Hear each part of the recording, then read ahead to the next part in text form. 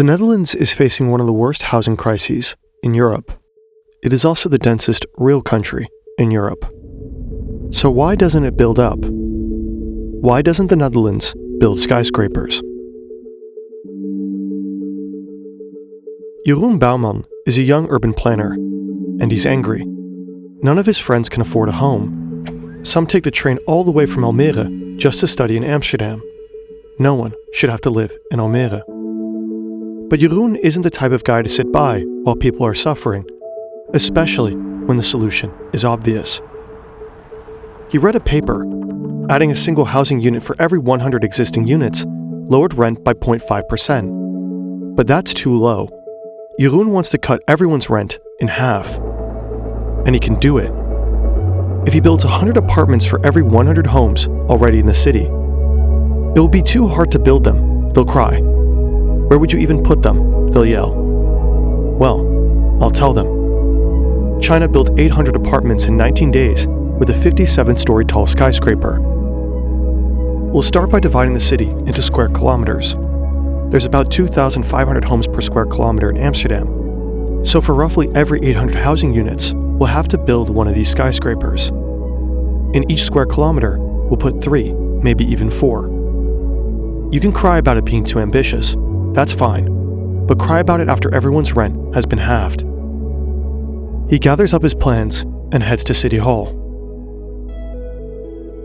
Tall buildings may seem like an obvious solution to not enough homes, but the real world isn't that simple. Skyscrapers can be deceptively expensive. The taller the building, the pricier it can become. Elevator shafts, mechanical systems, infrastructure to fight against wind. Purely the additional cost of having to move building material up more floors. Even if you manage to find developers willing to foot the bill, it's assuming that they can drive a profit. If you flood the market with hundreds of thousands of new units, rents reduce, which means that the amount of investment developers are willing to put down for tall buildings declines. Maybe you could have giant government-funded commie blocks instead, but then you need to have political will. People buy houses with an assumption that the area will stay somewhat constant.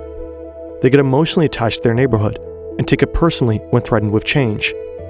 A house isn't just a home, it's also people's biggest financial asset. If you flood the market with thousands of new units, property values drop, people's savings plummet. It's neither economically nor politically feasible. And that's why, Jeroen, we can't build your skyscrapers. I'm sorry, but I have to say no to your proposal. Jeroen is already home, and his boss is right. Tall buildings are only profitable if they're built in the right place.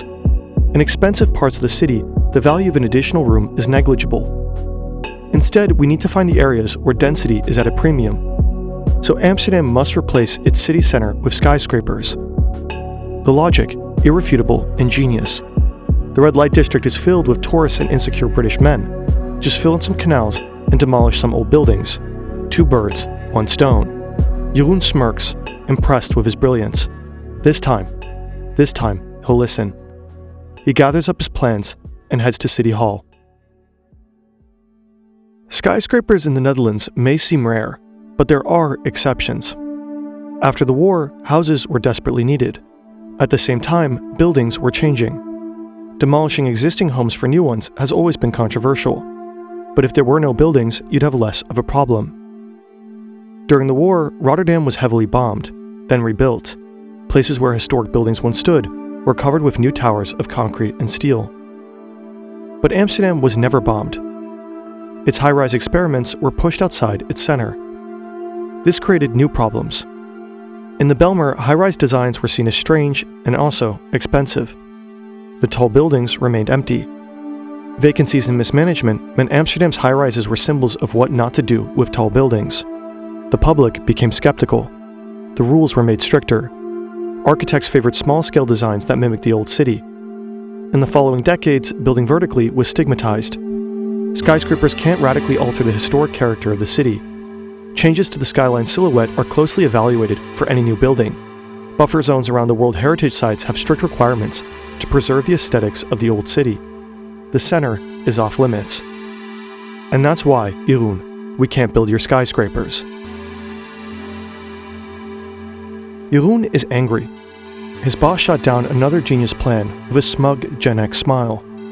"You fools," he laughs. "You cry about the lack of homes and call it a right, but you won't even let me build them. I won't stop until every person in need of a home is housed in a tower high above the ground. If the center won't work, I've got other sites in mind. Multiple, actually. And even better, there are no historical buildings in my way. In fact, the plots have been empty for decades.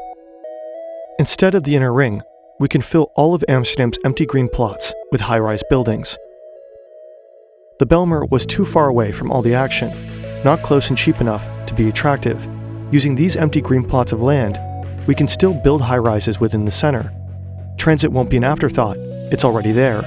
Soaring towers will house people and businesses alike. Every amenity is only a short walk away.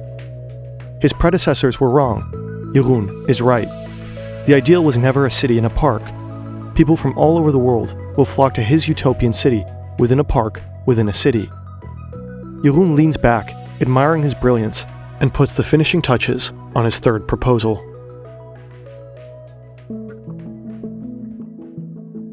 The Netherlands is situated at a moderately high latitude. It has cloudy skies for much of the year. And Jeroen knows how important it is to get enough light. His 9 square meter room in his shared student house has a tiny window facing a dingy courtyard. He pays 1,100 euros and has barely enough sun to keep a single plant alive. And his 7 roommates are loud, really loud. If he wants to get his new plan done in time, he has to use his desktop PC after work. With any desk, Jeroen could be working remotely, paying 300 euros a month in rent and not have a vitamin D deficiency. He could even render complex 3D models of his proposed plans with virtually no lag, easily accessing his office computer to use all the programs and files he needs to create his architectural plans, from his laptop, phone, or tablet, no matter what operating system he's running. Once ready, his boss could feedback him easily with the whiteboard and text chat features. Maybe, if more of his friends worked remotely, they wouldn't have to live in a shoebox either. But Jeroen is going to fix that. Try out the best remote desktop software for free at hoog.best/anydesk3. Daylight is a limited resource. Dutch regulations require new buildings to comply with sunlight requirements. As buildings get taller, their bases have to get wider and deeper to support the added weight. This means less light reaches the building's interior. With the daylight requirements, the amount of usable floor space is constrained. But if there isn't enough floor space to rent out, the developer may not make a profit. It probably also doesn't help that the Netherlands is flat. Any addition to the skyline is immediately visible. Like daylight, green space is precious. In Amsterdam, it's not easy to build on them. The government aims for all citizens to live within a 10-minute walk from a park, a 15-minute bike ride to a nature reserve. Greenery is supposed to be the default in public spaces, instead of pavement. And Jeroen, that's why we can't build your skyscrapers in all the city's parks. This is getting kind of silly, don't you? Again, he rejects me. Just another old man. Change is too scary and hard, no matter how great. He and all of his friends can't see genius anymore, even when it's right in front of their eyes. One day, he and his kind will look down on Amsterdam from a retirement skyscraper I've built specifically for them. When he's about to die, he'll think of Jeroen and thank me for his last beautiful view. The boss remembers his own youthful eagerness. There was once a time where he thought he had all the answers too. Part of him agrees. How can someone look at the kids in tents and tell them a tall building isn't the answer, even if it means a home? The boss calls up Jeroen. Maybe try again. I want to see the other interesting things you can come up with. Jeroen smiles and looks down at the plan he was already drawing. If he can't build in the city center, and he can't build in the parks, he'll build in a place no one cares about. He'll surround the city with a belt of skyscrapers. His city, Jeroen's rules. He'll correct the mistakes of his forefathers. Mixed use, dense, and desirable. All of the city's young people will gravitate to his new modern city. Building it in a giant line, he'll guarantee adequate green space on either side without getting rid of light. The old will admire his creation from afar, his shining city on a polder. The Netherlands is the storm drain of Western Europe. For thousands of years, rivers and tides have routinely flooded the landscape, depositing layers of loose clay and dead plants across it. When humans first settled here, the country was a plain of mudflats and grassy marshland. This made building a challenge. Soft clay and peat compress, making buildings sink or collapse as they experience unequal stress on their foundations. To avoid this, Amsterdam was built on millions of timber piles stuck into the ground. It works, but when buildings get bigger, so do the problems. The tallest buildings in the Netherlands have foundation piles that extend 66 meters into the ground. Amsterdam is no Manhattan, where you can build close to the surface. Jeroen, you keep making a wrong assumption, that building tall is immediately affordable.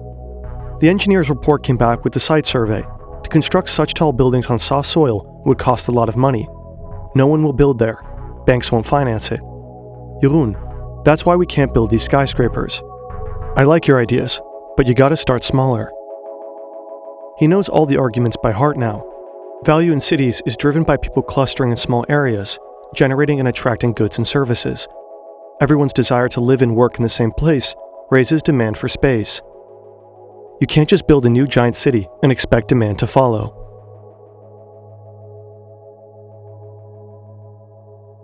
But what if you could, Jeroen thinks. So many people need homes. How can they say there isn't demand in its most important city?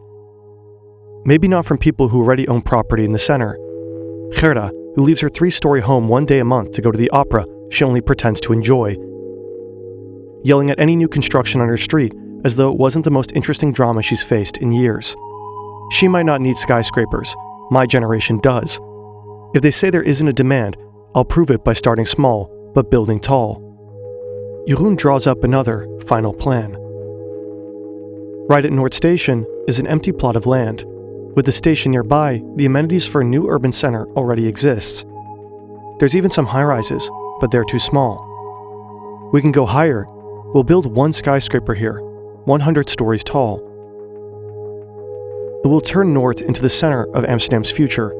Studio apartments for a manageable price, a proper view of the city for those who fuel it.